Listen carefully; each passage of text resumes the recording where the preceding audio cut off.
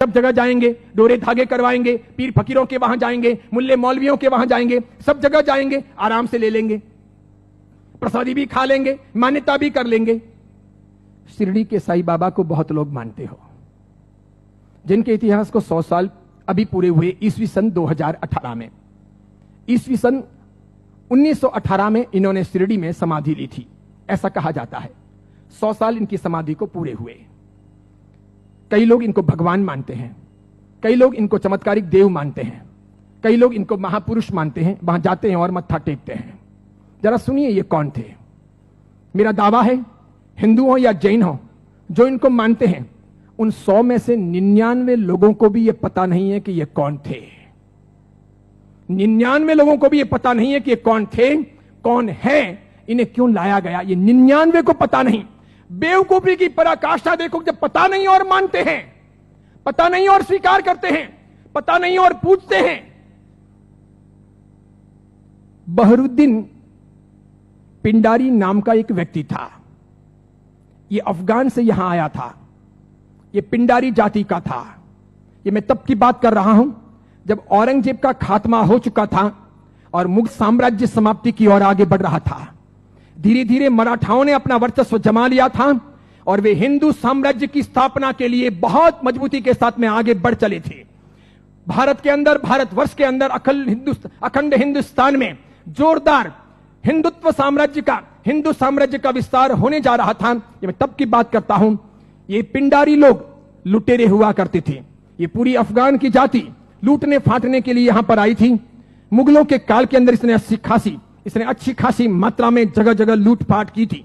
हिंदुओं को टारगेट बनाना, उन्हें लूटना, उनके पैसों को छीनना, उनकी बहन बेटियों को छेड़ना और पसंद आ जाए तो उनकी बहन बेटियों को उठा लेना, ऐसे इनके कर्तव्य हुआ करते थे। 1838 में इस बहरुद्दीन का माफ कीजिएगा, 1838 में इस बहरुद्दीन का जन्म हुआ और यह आगे बढ़ा। उसके बाद में एक फिल्म आई, वो हिंदी फिल्म थी। उस फिल्म को जगह जगह पर दिखाया गया षड्यंत्र के आधार पर।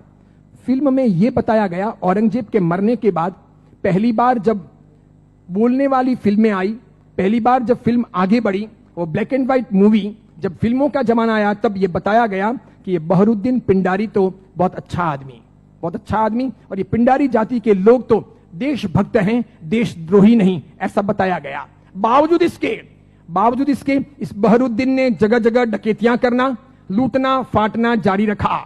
बड़ी मात्रा में लोगों को तहस नहस करता रहा। इसने अपनी जिंदगी में कई सारी हिंदू महिलाओं के, कन्याओं के बलात्कार किए, कितना ही सारा नुकसान पहुंचाया। अंततः जब धीरे धीरे मराठा साम्राज्यों के सामने, उधर झांसी की रानी, झांसी के अंदर लक्ष्मीबाई लोहा ले रही थी, उस वक्त अंग्रेजों का आगमन हुआ। अंग्रेजों को यह बहरुद्दीन बहुत नागवार गुजरा।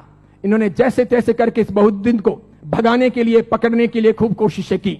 यह बहरुद्दीन बेस बदल करके भागता हुआ अहमदनगर आया, जिसे नगर कहा जाता है, महाराष्ट्र का बहुत बड़ा एक शहर है।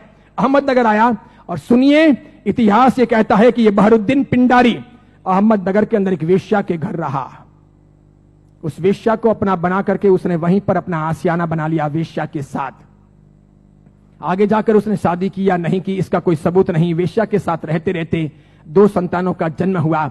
एक था लड़का जिसका नाम रखा गया चांद मियां। बहरुद्दीन ने अपने बेटे का नाम रखा चांद मियां। थोड़ा बड़ा हो जाने के बाद में बिना पढ़ाई लिखाए इस चांद मियां को अपनी डकैतियों में जासूसी के तौर पर बहरुद्दीन पिंडारी ने उपयोग करना प्रारंभ किया। जगह जगह ये चांद मियां, छोटा सा बालक, एक चद्दर लेकर के भिखारी के तौर पर फटे पुराने कपड़े पहन करके अलग अलग जगह पर बैठता, बाजारों में बैठता, आए गए माल की वगैरह बातमियां लेता, किसके घर में क्या आ रहा है जा रहा है ऐसी कोशिश करता, और समय समय पर कभी दिन में, 2 दिन में, 5 दिन में, 10 दिन में अपने पिताजी को, बहरुद्दीन को समाचार पहुंचाता कि आज इस घर में इतना माल आ रहा है या यहां इतना सामान आया है। और इस प्रकार डकैतियों का मामला आगे बढ़ता कि यहां कोई सुरक्षा के प्रबंध नहीं होते हैं, कोई पहरेदार नहीं होते हैं, ये चीज चलती रहती। अंततः परेशान होकर शंकाओं के आधार पर अंग्रेजों ने बहरुद्दीन को तो भगाया, आगे जाकर वो अफगान चला गया, उसकी मौत भी हो गई। चांद मियां, उसका बेटा, छिप छिप करके रहने लगा, बड़ा होता गया। एक दिन अंग्रेजों ने उसे पकड़ा, जेल की सलाखाओं के पीछे डाला। 8 साल तक ये चांद मियां जेल में रहा, अंततः यह छूटा। मराठा ताकत के साथ में अंग्रेजों का मुकाबला कर रहे थे। झांसी की रानी भी किसी भी हालत में अंग्रेजों को घुसने नहीं दे रही थी। अंग्रेजों को लोकल गुंडे चाहिए थे इन लोगों के सामने लड़ने और इनको परेशान करने के लिए। चांद मियां ने पैसे लेकर के झांसी की रानी के खिलाफ में अंग्रेजों के पक्ष में गुंडों को इकट्ठा करने और लड़वाने और मगजमारी करने के लिए तैयारी दिखाई। अंग्रेजों ने अच्छे खासे मोटे पैसे चांद मियां को दिए। ये चांद मियां महाराष्ट्र से ठेठ झांसी गया। अंततः अंग्रेजों के हाथों झांसी की रानी लक्ष्मीबाई को मरवाने में इस चांद मियां की भी भूमिका रही। उसके मरने के बाद इन अंग्रेजों ने उस चांद मियां को नवाजा। कालांतर के अंदर एक नया नुस्खा अपनाने के लिए वो चांद मियां झांसी से आकर के शिरडी पहुंचा। वहां सुलेमानी मुसलमानों के साथ में उसकी पहचान हुई। मूल अफगानी पिंडारी जाति का ये चांद मियां बहरुद्दीन का बेटा वहां जाने के बाद में सुलेमानों के साथ में परिचय में आकर के सुलेमानों के लिए काम करने लगा। मुसलमानों की ये सुलेमानी जाति षड्यंत्र पूर्वक हिंदुओं और मुसलमानों के बीच के भेद मिटाने और धीरे धीरे इस्लाम का भीतर से प्रसार प्रचार करने का कामकाज संभालती थी। ये स्लो पॉइजन देकर के धीरे धीरे लोगों को मुसलमान बनने के लिए अलग अलग तौर तरीकों से कब्रों पर ले जाने या फिर अलग अलग दरगाहों पर ले जाने, उन्हें बदलने, उन्हें चमत्कार दिखाने के तौर पर परिवर्तित करने का काम करती थी। उनको ये चांद मियां मिल गया। वहां इसके लिए एक मस्जिद बनाई गई। मस्जिद का नाम हिंदू रखा गया, इस्लाम की मस्जिद नहीं रखी गई। लोगों को भ्रमित करने के लिए मस्जिद का नाम इस्लाम नहीं रखा गया, मस्जिद का नाम हिंदू के तौर पर रखा गया। इस इंसान ने अपनी जिंदगी में कभी कुछ काम किया हो, कोई साधना की हो, कोई धर्म चलाया हो, कोई धर्म ग्रंथ लिखा हो, कोई बहुत बड़ा व्यापक काम किया हो, ऐसा एक भी उल्लेख आज तक भारतीय इतिहास में नहीं है। सुनिएगा, यही चांद मियां सुलेमानों के परिचय में रहने के बाद धर्म परिवर्तन करवाने, चमत्कारों के आधार पर लोगों को भरमाने के लिए साई बाबा बनाए गए। इसी चांद मियां का नाम आगे हुआ साई। किसने नाम दिया? सुलेमानों ने। उसके लिए एक मस्जिद बनाई गई। बाद में वो हिंदुओं और मुसलमानों के बीच में सामंजस्य स्थापित करने के लिए फरिश्ते के तौर पर प्रस्तुत किया गया। देखिए आप एक मजे की बात, ईस्वी सन 1918 में इसने समाधि ली। उसके पहले फिल्में जब आती थी तब हिंदुओं और मुसलमानों के बीच का बहुत बड़ा भेद था, बहुत भेद। हिंदू मुसलमानों को पसंद नहीं करते थे भारत में, और मुसलमान हिंदुओं को पसंद नहीं करते थे। मुसलमानों को ईश्वर के नाम से बहुत एलर्जी थी, हिंदुओं को अल्लाह के नाम से बहुत एलर्जी थी। अगर आप थोड़े बहुत भी अपने प्राचीन काल में जाएं, मेरे जमाने के आसपास पहुंचे, ईस्वी सन 60 और 70 के दशक में पहुंचे, ईस्वी सन 1960 1970, और तब के जमाने में जितनी फिल्में आई तो फिल्मों में कहीं ना कहीं अल्लाह लाने पड़ते थे या फिर ईश्वर लाने पड़ते थे। बिना उनके काम चलता नहीं था। इन फिल्मों के आधार पर ही फिल्में हिट होती थी, फिल्में चलती थी। उस समय मात्र लटके मटके लेना, कमर को नचाना, ठुमके लेना और उससे फिल्म चल जाएगी, ऐसा होता नहीं था। उस जमाने का जमाना ऐसा था नहीं कि आज की हीरोइनें चल जाएं, थोड़े बहुत लटके मटके लें और फिल्म रातों रात कम कपड़ों के आधार पर फेमस हो जाए, ऐसा था नहीं। उस जमाने का कल्चर ऐसा था कि कहीं ना कहीं रिलीजियन, धर्म बीच में लाना पड़े। अल्लाह लाओ तो हिंदू नहीं देखेंगे, ईश्वर लाओ तो मुसलमान ऐतराज करेंगे। और देखो मजे की बात, अधिकांश प्रोड्यूसर मुसलमान थे। अधिकांश पाकिस्तान से, सिंध से, पंजाब से और कश्मीर से आए हुए हीरो और हीरोइन ये भी मुसलमान थे। लेकिन नौबत ये थी कि ये मुसलमान हिंदुस्तान के बाजार में अपने असली नाम से चल नहीं सकते, और इसीलिए दिलीप कुमार मुसलमान, उसको अपना नाम बदलना पड़ा। मीना कुमारी मुसलमान, उसको अपना नाम बदलना पड़ा। सुरैया देवानंद से शादी करना चाहती थी, लेकिन मुसलमान होने के नाते स्वीकार नहीं किया गया। पिता ने अनुमति नहीं दी कि हिंदू के साथ शादी नहीं हो सकती, उसे भी अपने नाम बदलने पड़े।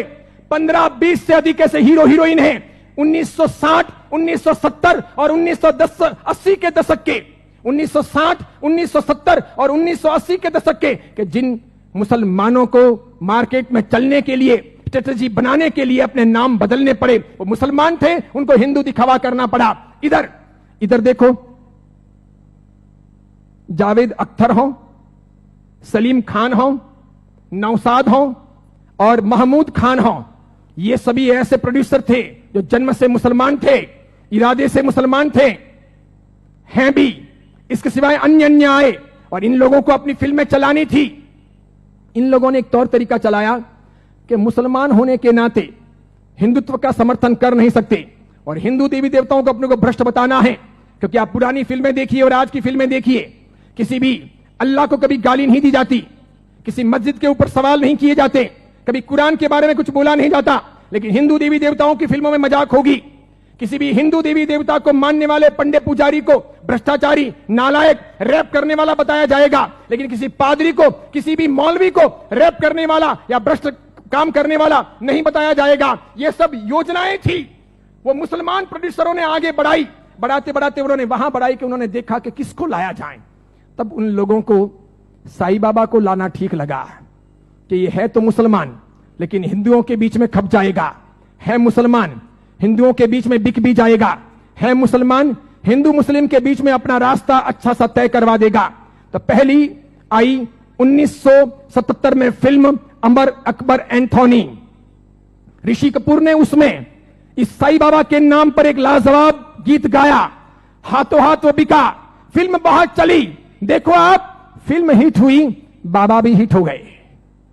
फिल्म हिट हुई, बाबा भी हिट हो गए। मुझे यह बताओ, साईं बाबा का कौन सा धर्म ग्रंथ है?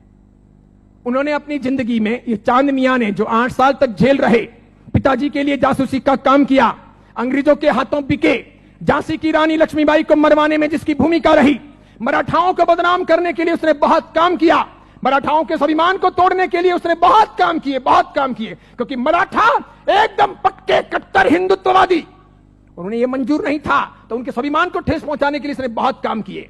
और उस आदमी को रातों रात साईं बाबा बना दिया गया, महिमा मंडित कर दिया गया। कैसी जोरदार ये सेल्स पॉलिसी थी, हाथों हाथ बाजार में बिके। कैसे बिके कि जब पहली बार 1918 में इन्होंने समाधि ली, तो 1918, 1919, 1920, 1921, 1922 का ऑडिट देखिए, तो इनके शिरडी के साईं बाबा मंदिर का ऑडिट का आमदनी का स्रोत है 1800 रुपए, 2000 रुपए, 2500 रुपए, आखिर में है 3200 रुपए। 1918 से 1925 के बीच में 3200 रुपए की आमदनी वाले ये बाबा क्या हिट हुए, और पागलों की तरह हिंदुओं ने और जैनों ने कितना उनको हिट किया, कितने वो वहां गए, कितने मत्थे टेके और कितना पैसा बर्बाद किया कि आज शिरडी के साईं बाबा के मंदिर की वार्षिक आमदनी है 371 करोड़, 371 करोड़। वहां मुसलमान जाने वाले 5% भी नहीं, वहां जाने वाले मुसलमान 5% भी नहीं, और जाने वाले हिंदू और जैन 95%, पैसे खर्च करने वाले अधिकांश 95%। मुझे बताइए, हिंदू धर्म के कौन से ग्रंथ में इनके बारे में क्या लिखा है? उपनिषदों में, वेदों में, महाभारत में, रामायण में, उसके बाद के किसी साहित्य में कि कभी शिरडी के साईं बाबा होंगे या हुए हैं, क्या वो फरिश्ते हैं, वो कोई अवतारी हैं, वो कोई हिंदू देवी देवता हैं? बिल्कुल नहीं। लेकिन हिंदू धर्म को भ्रष्ट करने, उनको बहलाने फुसलाने के लिए काम किया गया और ये सफल हो गया, सफल हो गया, हाथों हाथ ये बिक गए। आज तो देखिए, आज हिंदुस्तान के अधिकांश हिंदू मंदिरों में हिंदुओं के देवी देवता छोटे हो गए हैं, साईं बाबा बड़े हो गए हैं। हिंदुओं के देवी देवता साइड में हो गए हैं, साईं बाबा प्रमुख हो गए हैं। हिंदुओं के देवी देवता कम कमाऊ हो गए हैं, साईं बाबा अधिक कमाऊ हो गए हैं। जिसको भी अपनी दुकानदारी चलानी हो और भगवानों के नाम पर, देवी देवताओं के नाम पर पैसा कमाना हो, साईं बाबा की मूर्ति ला दो। आप भी प्रयोग कर सकते हो, दुकान बराबर नहीं चलती हो तो दुकान के बाहर बिठा दो, धनाधन उसका गल्ला अच्छा चलेगा, आपकी दुकान के गल्ले से भी अच्छा। बस ऐसी बात हो गई। चमत्कारों के तौर पर मुझे बताइए कि उन्होंने क्या किया, उनसे क्या हुआ? बताइए कि शिरडी जाने वाले सभी लोग अमीर हुए, सभी की गरीबी दूर हो गई, सब लखपति करोड़पति हुए, अरबपति हुए? क्या सभी के दुख दूर हो गए? जो जो वहां गए और हर साल जाते हैं, क्या वो बीमार नहीं पड़ते? क्या उनके घर में बाल बच्चे बराबर पैदा होते हैं, वे वांझिए नहीं रहते? क्या उनके वहां पर किसी का एक्सीडेंट नहीं होता, दुर्घटना नहीं होती? क्या शिरडी जाते हैं और मानते हैं उनके सब ख्वाब पूरे होते हैं? बताइए मुझे। और दूसरी बात, एक जैन परंपरा में जन्म लेकर, अरिहंत को मानकर, सुदेव सुगुरु सुधर्म के आधार पर चलकर आपको कौन सा दुख हुआ, कौन सी भीख मांगनी पड़ी, कौन सी तकलीफें हुई? अरे मजारों पर जाकर अगर बीमारियां दूर हो सकती थी, कब्रिस्तानों पर जाकर अगर बीमारियों से हम मुक्त हो सकते थे, या शिरडी के साईं बाबा के वहां पर मत्था टेक करके हम अपने रोगों से मुक्त हो सकते थे, तो फिर बड़े बड़े अस्पतालों के निर्माण की आवश्यकता क्या थी? बीमारियां जब मजारों पर और शिरडी के साईं बाबा के वहीं पर दूर हो जाएगी, तो फिर अस्पतालों की जरूरत क्या है? कितनी बड़ी मात्रा में हिंदुओं का शोषण हो रहा है। देखना आप, आने वाले कुछ समय के बाद हिंदू धर्म दो भागों में बंट रहा है। आज मैं उद्घोषणा कर रहा हूं, ये बहुत बड़ी भविष्यवाणी है। इन दोनों के बीच में गहरा संघर्ष चलेगा और इन दोनों के बंटवारे में, इन दोनों की लड़ाइयों में दूसरे धर्म के लोग हावी हो जाएंगे। वे अपना रास्ता तय कर लेंगे और इस प्रकार उनका षड्यंत्र सफल हो जाएगा। आगे जाकर के अब दो प्रकार के हिंदू आपको देखने को मिलेंगे। हिंदू धर्म दो भागों में बंटेगा, एक साई भक्त हिंदू, दूसरे सनातनी हिंदू। दो प्रकार के हिंदू आपको देखने को मिलेंगे। एक वे जो साईं बाबा को मानते हैं, दूसरे वे जो साईं बाबा को नहीं मानते हैं। कई सारे हिंदू पंडित पुजारी हैं, कई सारे हिंदू संत महात्मा हैं, उनको भी अक्ल नहीं है। वे भी शिरडी के साईं बाबा के वहां पर जाते हैं और उनको मानते हैं और उनके मंदिर बनाते हैं और उनकी पूजा करते हैं। उनको पता नहीं कि राम का इतिहास है, कृष्ण का इतिहास है, बजरंग बली का इतिहास है, महाभारत का इतिहास है, रामायण का इतिहास है, देवी देवताओं का इतिहास है। इनका कोई इतिहास नहीं। ये हिंदू नहीं, ये साधक नहीं। जैन साधु साध्वी भी शिरडी जाते हैं तो यदा कदा दर्शन करने के लिए वहां चले जाते हैं और कर्म फोड़ के चले आते हैं। कितने बेशर्म होते हैं ऐसे जैन साधु साध्वी। क्यों उन्होंने पंच महाव्रत लिए हैं? क्यों उन्होंने सफेद कपड़े पहने हैं? मैंने कितने ही अलग अलग अपने संप्रदायों के जैन साधु साध्वियों को यात्रा के दौरान शिरडी जाते हुए देखा। वहां जैन मंदिर भी है, उपाश्रय भी है, स्थानक भी है, और उसके बाद में कभी न कभी वहां के श्रावकों को कहकर या अपने चेले चपाटियों को साथ में लेकर वे शिरडी के साईं बाबा के मंदिर में दरबार में चले जाते हैं। जिस इंसान ने बलात्कार किया हो, डकैतियां की हो, चीना झपटी की हो, जिसने झांसी की रानी को मरवाया हो, जिसने हिंदुत्व का नाश किया हो, जिसका ऐसा कामकाज रहा हो, उसको रातों रात फरिश्ता बनाया गया हो और उसे हम पूजे। ये कौन से देवी देवता हुए? ये कौन सा चमत्कार हुआ? ये क्या क्या साधना के उच्चतम बिंदु हुए? बताइए, आदर्श कहां है? नैतिकता कहां है? योग्यता कहां है? बहुत सारे लोग ख्वाजा मोइनुद्दीन चिश्ती की दरगाह पर जाते हैं।